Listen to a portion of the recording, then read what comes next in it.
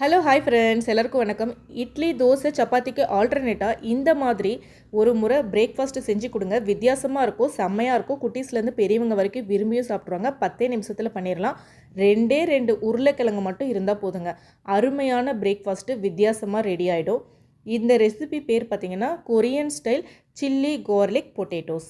இப்போ இது வந்துட்டு பார்த்திங்கன்னா நம்மளுக்கு மஷ்ரூம் ஷேப்பில் இருக்கிறதுனால இதுக்கு நம்ம என்ன பேர் கொடுக்க போகிறோம் அப்படின்னு கேட்டிங்கன்னா உருளைக்கிழங்கு காளான். வாங்க, ரொம்ப டேஸ்டான உருளைக்கிழங்கு காளான் 3 ஸ்டெப்பில் ஈஸியாக குயிக்காக பிரேக்ஃபாஸ்ட்டுக்கு எப்படி பண்ணுறதுன்னு பார்க்கலாம். ஃபஸ்ட்டு பார்த்திங்கன்னா நம்ம என்ன பண்ண போகிறோம், உருளைக்கிழங்கை வேக வச்சு மாவு பிணைஞ்சி அதுக்கு வந்து ஷேப்பிங் பண்ண போகிறோம். காளான் ஷேப்பு கொடுக்க போகிறோம். இதுதான் நம்ம ஃபஸ்ட்டு ஸ்டெப்பு. ரெண்டாவது பார்த்திங்கன்னா நம்ம பண்ணி வச்சுருக்கோம் இல்லைங்களா உருளைக்கிழங்குல காளான், அதை வந்துட்டு வேக வைக்க போகிறோம் தண்ணியில். இதில் வந்துட்டு நம்ம எண்ணெயும் நிறைய சேர்க்க போகிறதே கிடையாது, வேக வச்சு தான் நம்ம தாளிக்க போகிறோம். மூணாவது ஸ்டெப் பார்த்திங்கன்னா இதுக்கு ஒரு சாஸ் வந்துட்டு நம்ம ரெடி பண்ண போகிறோம். 3 ஸ்டெப்பு தான், ரொம்ப குயிக்காக நம்ம பண்ணிடலாம். வாங்க வீடியோக்குள்ளே போகலாம். வீடியோவை வழக்கம் போல் ஸ்கிப் பண்ணாமல் லாஸ்ட் வரைக்கும் பாருங்கள். அப்போ தான் நான் சொல்லக்கூடிய எல்லா டிப்ஸுமே உங்களை வந்து சேரும். ஃபஸ்ட்டு பார்த்திங்கன்னா உருளைக்கிழங்கை நான் குக்கரில் மூடி போட்டு வச்சுட்டேன். ஒரு விசில் மட்டும் கொடுத்து எடுத்துக்கலாம். 2 உருளைக்கிழங்கை நான் கட் பண்ணி போட்டிருக்கேன்.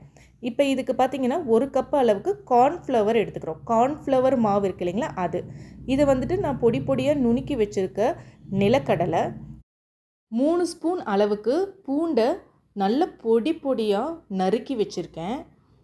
இப்போ இதுக்கு பார்த்திங்கன்னா நம்ம உருளைக்கிழங்கு கூட சோள மாவு கார்ன்ஃப்ளவரை சேர்த்து நம்ம பிணைய போகிறோம். இது ரெண்டையும் சேர்த்து தான் நம்ம மாவு பிணைய போகிறோம். சோள மாவு, உருளைக்கிழங்கு. சாஸுக்கு வந்துட்டு நம்ம ஃப்ரைட் ரைஸ்க்கு யூஸ் பண்ணுவோம் இல்லைங்களா, அந்த சாஸஸ் எல்லாம் இருந்தாவே போதுமானது. இப்போ உருளைக்கிழங்கு நல்லா வெந்து வந்துருச்சு. ரொம்ப ஓவர் குக் ஆகக்கூடாதுங்க உருளைக்கிழங்கு. 2-3 விசில் கொடுத்துடாதீங்க.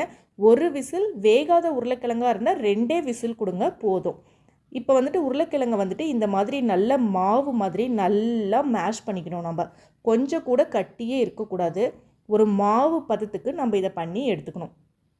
இப்போ வந்து பார்த்திங்கன்னா நம்ம வந்து குலாப் ஜாமுன் பண்ணுறதுக்கு எப்படி நம்ம மாவு வந்து பிணையும் இல்லைங்களா, அதே மாதிரி தாங்க நல்ல சாஃப்டான ஒரு டஃப் வந்துட்டு நம்ம ரெடி பண்ண போகிறோம்.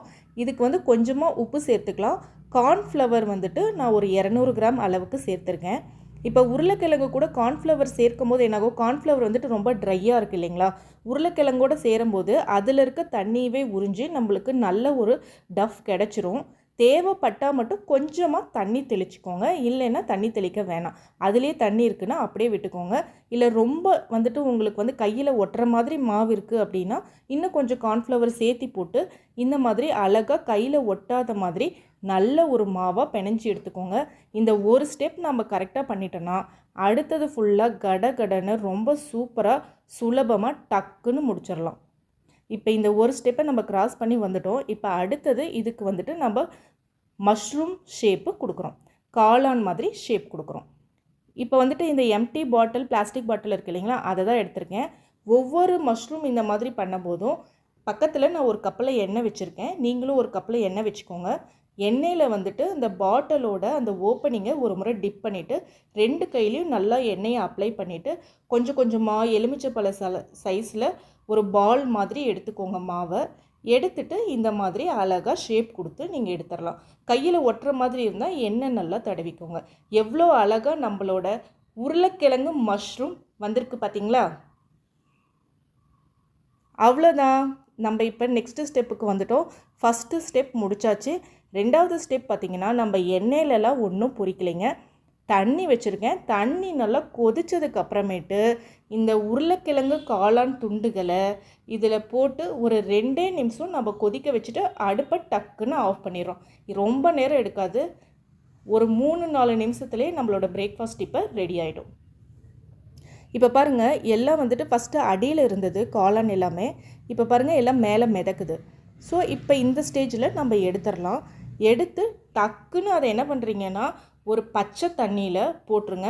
எதுக்காகன்னு கேட்டிங்கன்னா போட்டு ஒரு 30 செகண்ட்லேயே நம்ம எடுத்துடலாம். ரொம்ப நேரம்லாம் ஊற வைக்க தேவையில்லை. இந்த மாதிரி நம்ம போட்டுட்டு எடுக்கும்போது என்ன ஆகுனா ஃபர்தராக வந்துட்டு நம்மளோட காளான் வந்துட்டு குக் ஆகாது. நம்ம எடுக்கிற அதே கன்சிஸ்டன்சியில் அப்படியே இருக்கும். அதுக்காக தான் இப்போ நம்மளோட உருளைக்கிழங்கு காளான் ரெடி. இதை வந்துட்டு நீங்கள் ஃப்ரிட்ஜில் வேணாலும் ஸ்டோர் பண்ணிக்கலாம். ஒரு வாரம் வரைக்கும் நீங்கள் வந்து ஃப்ரீசரில் ஸ்டோர் பண்ணிவிட்டு குட்டீஸ் ஈவினிங் ஸ்நாக்காக கேட்குறாங்க அப்படின்னாலும் ஒரு சாஸ் மட்டும் மிக்ஸ் பண்ணி அதில் இதை போட்டு நம்ம பெரட்டி அவங்களுக்கு கொடுத்துர்லாம். இப்போ மார்னிங் பிரேக்ஃபாஸ்ட்டுக்கு வேணும்னாலும் நீங்கள் செஞ்சு எடுத்துக்கலாம். ஃபஸ்ட்டு நாம் என்ன பண்ணோம், மாவு பிணைஞ்சி ஷேப் பண்ணோம். ரெண்டாவது வந்துட்டு நம்ம காளான் துண்டுகளை வந்துட்டு அதில் போட்டு தண்ணியில் வேக வச்சு எடுத்துட்டோம். இப்போ நம்ம மூணாவது ஸ்டெப்பு சாஸ் வந்துட்டு ரெடி பண்ணிகிட்ருக்கோம். ஒரு பேனில் கொஞ்சமாக எண்ணெயை சூடு பண்ணி அதில் வந்துட்டு நம்ம பொடி பொடியாக நறுக்கின பூண்டை போட்டு பொரிஞ்சதும் அடுப்பை ஆஃப் பண்ணிட்டேன். ஆஃப் பண்ணி நம்ம வந்துட்டு அந்த பேனை தனியாக எடுத்து கீழே வச்சிட்டோம். அதில் பார்த்திங்கன்னா 1 spoon tomato sauce, vinegar, soya sauce, red chilli sauce இது எல்லாமே ஒவ்வொரு ஸ்பூன் சேர்த்துருக்கேன்.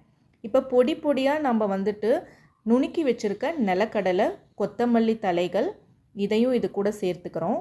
சேர்த்து இப்போ நல்லா மிக்ஸ் பண்ணுறோம். இது வந்துட்டு ரெட் சில்லி ஃப்ளேக்ஸு, வரமிளகாவை தான் நான் மிக்சியில் திப்பி திப்பியாக அரைச்சி வச்சுருக்கிறேன். அதை 1 ஸ்பூன் சேர்த்துக்கலாம். அதுக்கப்புறமேட்டு இத்தாலியன் சீசனிங் இருந்தால் சேர்த்துக்கோங்க, இல்லைன்னா எந்த பிரச்சனையும் இல்லை. 1 ஸ்பூன் வந்து கண்டிப்பாக வெள்ளை எள்ளு சேர்த்துக்கோங்க. அதுதான் வந்துட்டு வெள்ளை எள்ளும் நிலக்கடலையும் பூண்டும் இது 3ம் தான் இந்த ரெசிபிக்கு வந்துட்டு டேஸ்ட்டு கொடுக்க போகிறது. அதுக்கப்புறமேட்டு 1 ஸ்பூன் தேவையான அளவுக்கு நீங்கள் உப்பு சேர்த்துக்கோங்க. 1 ஸ்பூன் அளவுக்கு தேன் சேர்த்துருக்கேன். இந்த தேனும் சேர்த்து தான் இந்த டிஷ்ஷுக்கு நம்மளுக்கு ஒரு ஃப்ளேவரும் டேஸ்ட்டும் கொடுக்க போகிறதுங்க. நான் சொன்னதை அப்படியே நீங்கள் மிக்ஸ் பண்ணுங்கள். செம்ம டேஸ்ட்டாக நம்மளோட morning breakfast Korean style red chilli garlic potato mushrooms ready ஆகிடும் 10 நிமிஷத்தில். நீங்கள் வந்து நான் சொன்ன மாதிரி நீங்கள் தனியாக கூட மாவு பிணைஞ்சி இந்த மஷ்ரூம்ஸ்லாம் பண்ணி நீங்கள் ஃப்ரிட்ஜில் ஸ்டோர் பண்ணி வச்சுக்கிட்டா காலையில் எந்திரிச்சிட்டிங்கன்னா ஒரு 2 நிமிஷத்தில் இந்த மாதிரி சாஸில் பெரட்டிட்டா நம்மளோட வேலை முடிஞ்சிடும். குட்டீஸ்க்கு ஸ்கூலுக்கு கொடுக்கறதுக்கும் வசதியாக இருக்கும். கண்டிப்பாக இந்த ரெசிபி ட்ரை பண்ணி பாருங்கள், ரொம்ப நல்லாயிருக்கும். டிஃப்ரெண்ட்டான பிரேக்ஃபாஸ்ட்டும் கூட. மறுபடியும் நம்ம வேறு வீடியோவில் பார்க்கலாம். அது வரைக்கும் வழக்கம் போல் ஹெல்த்தியாக சாப்பிடுங்க, ஹாப்பியாக இருங்க. பாய், டேக் கேர்.